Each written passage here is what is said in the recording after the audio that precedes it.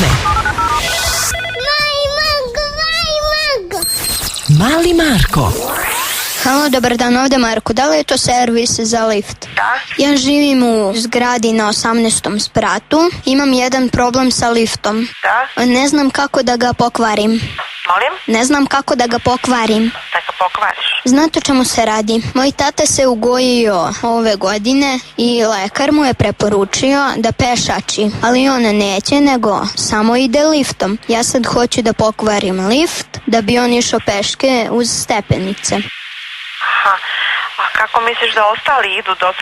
sprata? Pa iza njih će to da bude zdravo.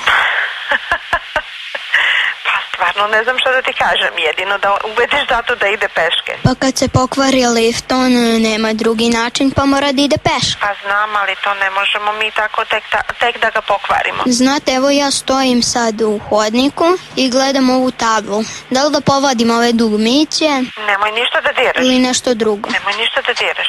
Nemoj slučajno. Ja sam malo prečačko nožem. Ima ovde neke to. dve žičice.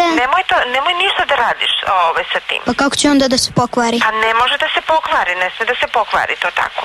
On se ranije kvario, a sad ko za inat neće. Pa jeste se kvario, ali mora da postoji neki kvar, nešto, a te ne možeš tek tako da ga pokvariš. Napravit ćemo mi kvar. Pa ja stvarno ne mogu da ti, ja lično ne mogu da ti pomognem ništa.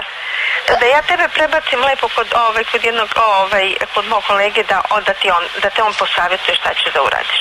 Markan lift.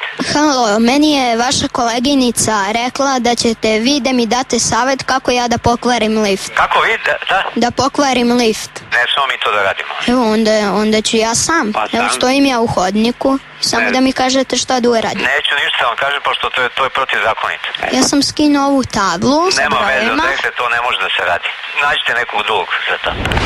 Uz osmeh. Život dobro zvuči.